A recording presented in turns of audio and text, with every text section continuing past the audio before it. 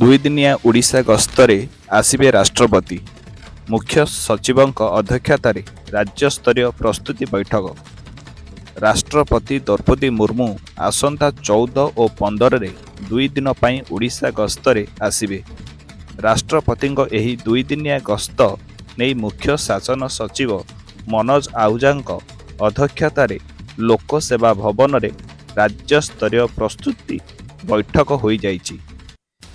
ଜୁଲାଇ 14 ତାରିଖ ଅପରାହ୍ନରେ ନୂଆଦିଲ୍ଲୀରେ ସ୍ୱତନ୍ତ୍ର ବାୟୁସେନା ବିମାନରେ ରାଷ୍ଟ୍ରପତି ଆସି ଭୁବନେଶ୍ୱର ବିମାନବନ୍ଦରରେ ପହଞ୍ଚିବେ।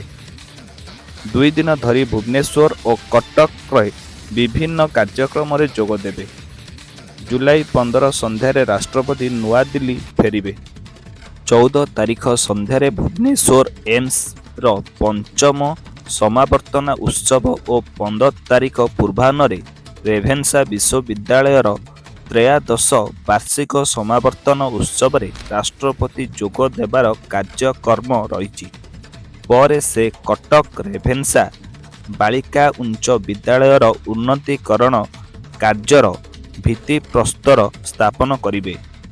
ଜୁଲାଇ 15 ତାରିଖ ଅପରାହ୍ନରେ ରାଷ୍ଟ୍ରପତି କଟକ ତୁଳସୀପୁର ବିଜୁ ପଟ୍ଟନାୟକ ଛକସ୍ଥିତ ସାରଳା ଭବନ ଯାଇ ଆଦିକବି ସାରଳା ଦାସଙ୍କ ପ୍ରତିମୂର୍ତ୍ତିରେ ମାଲ୍ୟାର୍ପଣ କରିବେ। ସାରଳା ସାହିତ୍ୟ ସଂସଦ ପକ୍ଷରୁ ଆୟୋଜିତ ଆଦିକବି ସାରଳା ଦାସଙ୍କ 600ତମ ଜୟନ୍ତୀରେ ମୁଖ୍ୟ ଅତିଥି ଭାବେ ଯୋଗଦାନ କରିବା ସହ କଳିଙ୍ଗ ରତ୍ନ ପୁରସ୍କାର 2024 ପ୍ରଦାନ କରିବେ।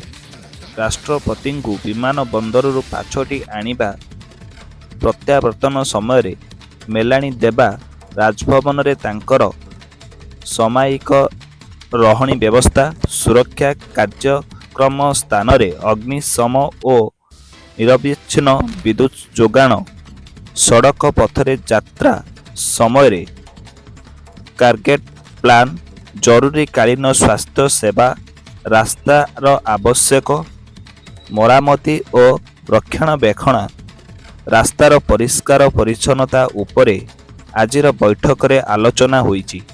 ବୈଠକରେ ଉନ୍ନୟନ କମିଶନର ଅନୁପ ଗର୍ଗ, ଗୃହ ବିଭାଗ ଅତିରିକ୍ତ ମୁଖ୍ୟ ଶାସନ ସଚିବ ସତ୍ୟବ୍ରତ ସାହୁ, ପୋଲିସ ମହାନିର୍ଦ୍ଦେଶକ ୱାଇବି ଖୁରାନିଆ, ବିଭିନ୍ନ ବିଭାଗର ସଚିବ, କେନ୍ଦ୍ରାଞ୍ଚଳ ରାଜସ୍ୱ ଆୟୁକ୍ତ, କଟକ ଓ ଖୋର୍ଦ୍ଧା ଜିଲ୍ଲାପାଳ ପ୍ରମୁଖ ଉପସ୍ଥିତ ଥିଲେ।